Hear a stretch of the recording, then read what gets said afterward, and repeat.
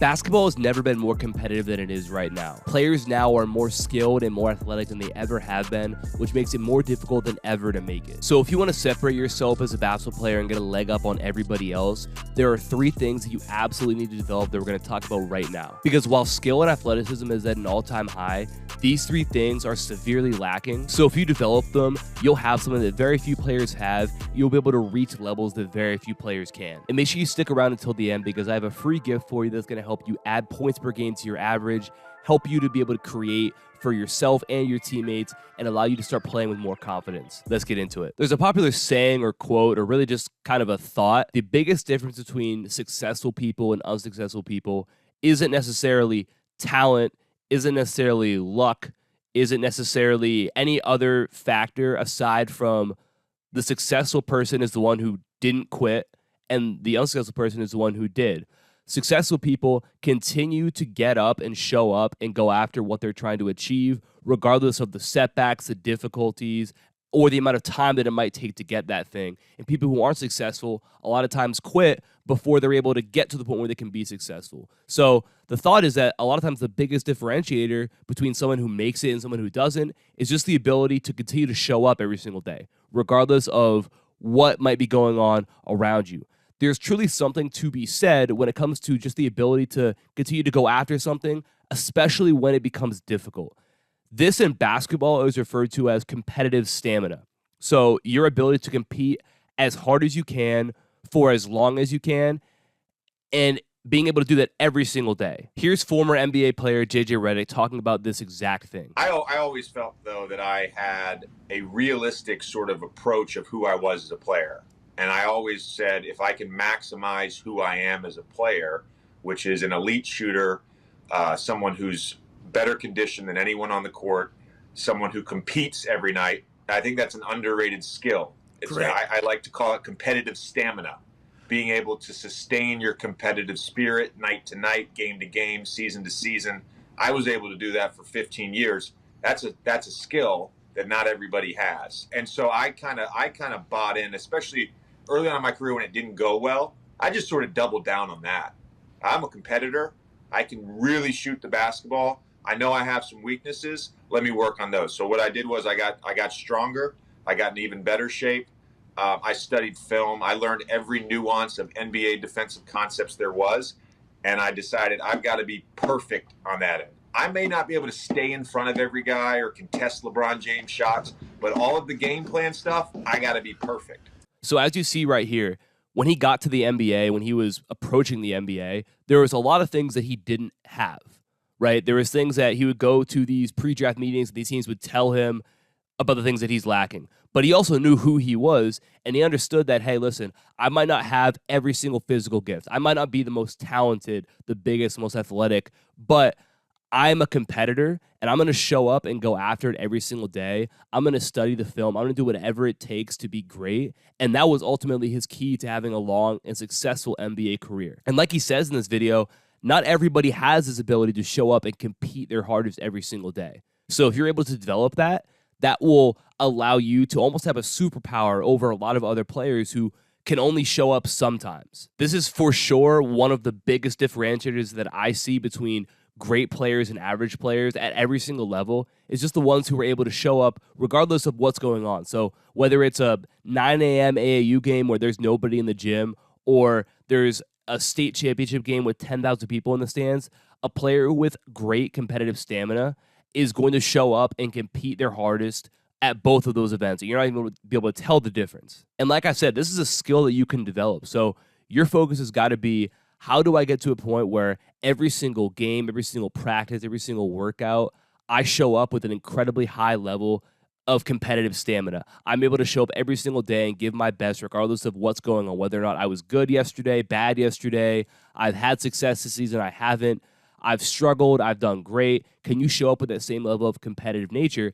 And then on top of that, kind of like what J.J. Redick mentioned, are you also going above and beyond to do all the little things that are going to separate you? Are you watching film? Are you studying the game plan? Are you making sure that you can do every single thing in your power to be successful?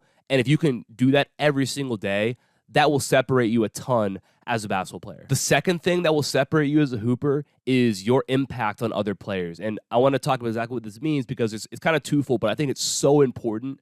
And is not only important when it comes to your success and your results, but just in terms of how much you enjoy the game. We ultimately play basketball because it's fun, because we enjoy it, right? Or at least it started that way. And the ultimate goal should be, how can I gain the most enjoyment? Because there's so many other things you could do, right? You could do so many other things with your time, but if basketball is what you love to do, we want to maximize our enjoyment of that, right? So this thought is beyond simple, but when you're on the floor, there's something you can do at all times that's going to make everybody else around you better, and it doesn't require you to necessarily be great at anything. In fact, you can be the worst player of the 5 on your team that's on the floor right now, and you can still make everybody else around you better. And it's just by communicating at a high level. Think of it like this. By providing another set of eyes or just a brain for your teammates around you, you make their job easier. Therefore, you're going to make them more likely to be successful. So if you're constantly making your teammates more successful, that means you provide value on the floor, even if you aren't the best player.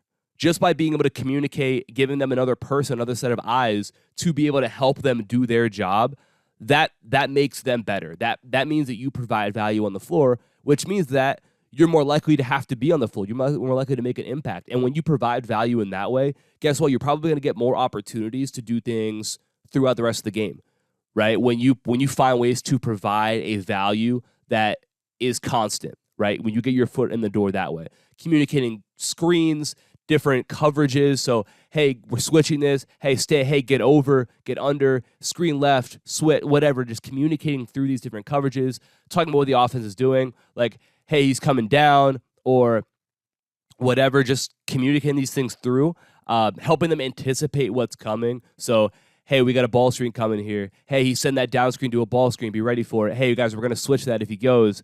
Just being able to anticipate those things, all of that matters. And by you communicating that at a high level, you make your teammate better.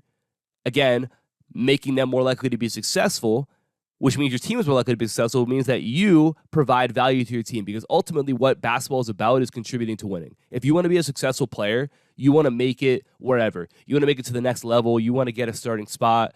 You need to ask yourself, what do I do that contributes to winning basketball? When I'm on the court, do I help us win games? Do I do things that lead to winning? Communicating at a high level, making others better is exactly what that is. So, like I mentioned though earlier, this also includes playing with joy. So, do you celebrate your teammates? When your teammate makes a great play, are you the first one yelling, congratulating them? Hey, great shot, great take, great finish. All those sorts of things. Is that who you are, right? Are you super excited?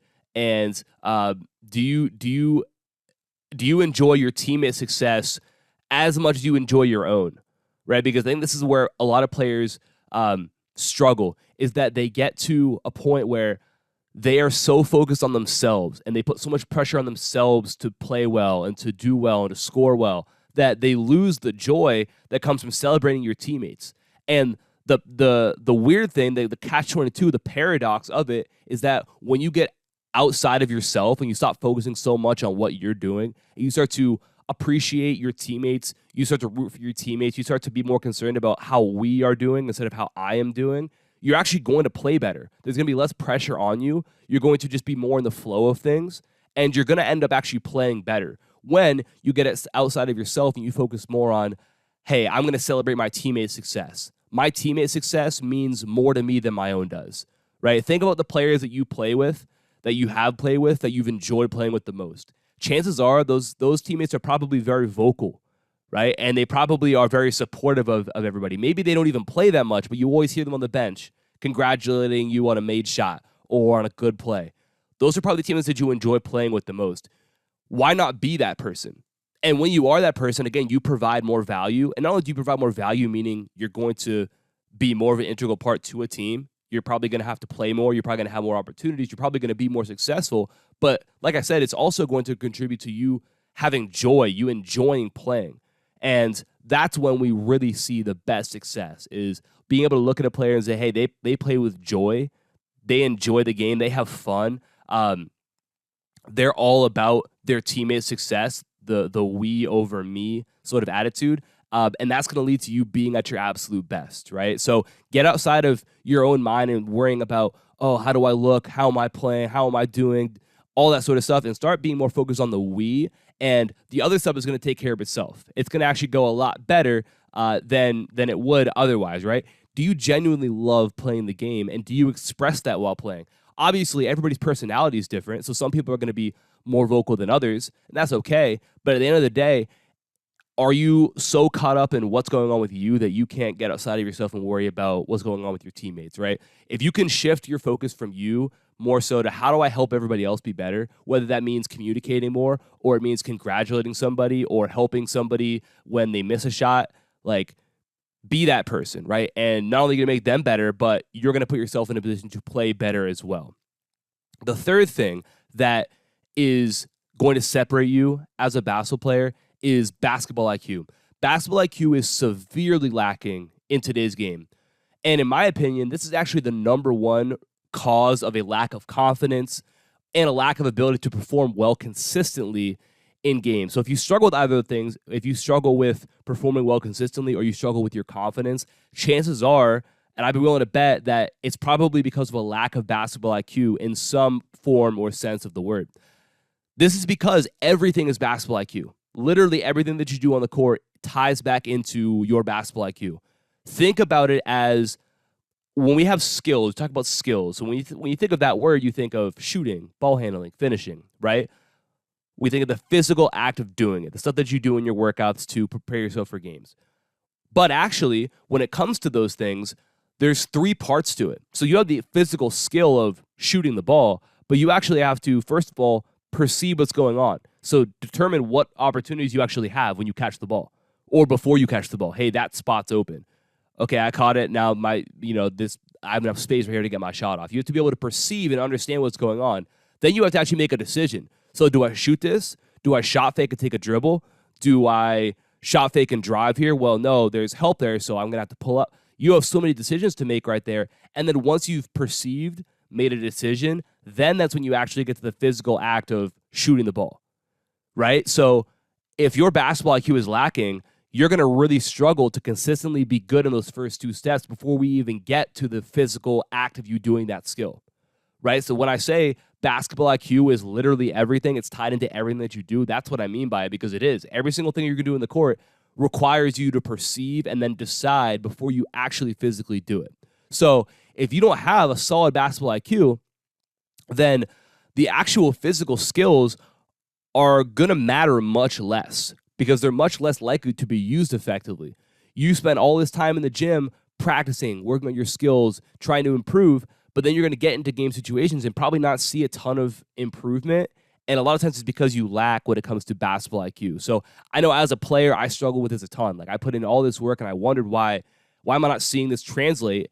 And a lot of times it's because, yeah, the physical skill you might be getting better at, but how about the first part of that? How about the first two parts of that? Perceiving, deciding, do you make good decisions consistently? If you don't, then you're going to struggle to actually even be able to be in a position where your physical skills matter, right? Because you might make the wrong decision. So how can you improve your basketball IQ? There's three things we're going to talk about right here that I think matter a lot. And like I said, there's something I'm going to talk about at the end right here that I think is going to help you a ton, like adding points per game to your average. We'll go through all that sort of stuff, but I think it's going to be really, really important. But we'll talk about that when we get to the third thing here. Number one is you need to watch a ton of basketball. So full games, any level, high school, college, NBA, whatever. Watch highlights of players that you find interesting. Watch breakdowns of teams and players and concepts, whatever.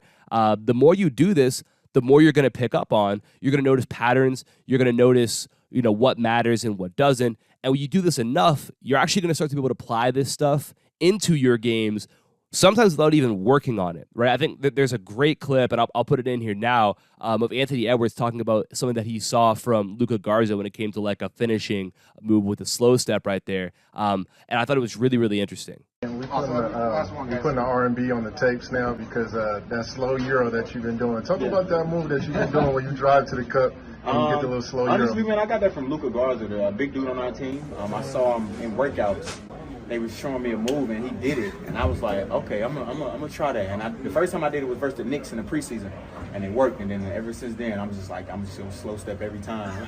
For sure. So as we see right there, just watching the game, just observing is incredibly valuable, and you can literally gain solutions and gain basketball IQ that shows up in games just by watching and just by learning from other players. So it's incredibly important that we do that. The second thing that you should be doing is playing and looking to apply these things that we learn. So kind of like what we just talked about right there, you see something, go out, go and play and try to find opportunities to apply these things. If you struggle in a certain situation, you struggle when it comes to handling the ball, go watch somebody that you think is a great ball handler and see what they do and see what you can apply to your own game right there. I think it's one of the best ways to improve is just by watching and then going and playing and learning, okay, this works, this doesn't work, and understanding things through that way, right? We're going to talk about becoming a better decision maker. Well, the best way is to put yourself in positions to make decisions, and as you do it more, you mess up, you fail, you make the wrong choice. You're going to figure out what doesn't work, and then conversely, what does work for you. And that's the best way to really see that improvement and make sure that it applies to what you're doing. The third thing is learning different basketball actions and concepts. I think this is so important, and this is probably the number one area that players lack in. Understanding pin downs, ball screens, DHOs, different types of screens, all those common offensive actions, different concepts like closeouts and creating advantages and dominoes and triggers and all those sorts of things. And then defensive concepts like gap help, weak side rotations, all of that stuff is so important to learn. When it comes to that sort of stuff, there's so much that's involved with it. I couldn't go into all of it right now in the amount of depth that we would need to, but I do have something that's going to help. So this coming Tuesday, April 23rd, I'm going to be releasing a free Basketball IQ Masterclass. This is almost an hour long, and it's going to teach you a ton of different things. So how to create easy and consistent scoring opportunities, the truth on how to develop a high basketball IQ, how to consistently create great shots, and increasing your value on the court. We talked about that earlier, becoming a valuable player, contributing to winning. So that's a huge part of it. Becoming a great scorer and creator by focusing on triggers and dominoes. So I just mentioned those two words right there. If you don't know what that means, we're going to dive into that and why it matters. 3 options that are going to make you unstoppable off of the catch. So these 3 things that you need to add to your game that are going to immediately make you better when it comes to just attacking off the catch in these situations that happen dozens of times. Guaranteed for you, they happen dozens of times every time that you play. So becoming great in those situations. 3 options for finishing around the rim. So talking about how do you actually get there and finish as well. I think it's very, very important. Mindsets that are going to absolutely change the way that you just play the game, that you approach the game. And then a giant bonus in there, and then more stuff as well. A ton of stuff that's mixed in right there. And so if you're interested in getting this masterclass, like I said, it's completely free. Just click the top link in the description down below, and it'll put you right on the wait list. So on Tuesday when it's live, you'll get an email with a link to it. You'll be able to check it out. So like I said, top link down below. Go check that out if you're interested. This is by far one of the most important things that I've ever created, and I know that it's going to help you to immediately add points per game to your average, create more for yourself and for your teammates, and ultimately just play with more confidence. Like, I fully believe that the stuff that you're going to learn there, you'll easily be able to score more as you play just by understanding these things that are already happening to you. But like I said, you can have all of the physical ability in the world. If you don't really understand the IQ and you don't have that, then you're going to be missing a lot of opportunities. So my goal here is to help you with those things. Like I said, completely free, so click that link if you were interested. Hopefully these tips helped you understand how to separate yourself as a player, how to reach your goals, how to become the player that you want to be. I appreciate you for watching. Make sure you drop a like, subscribe if you're new, leave a comment if you have any questions for me. I'll talk to you soon. Peace.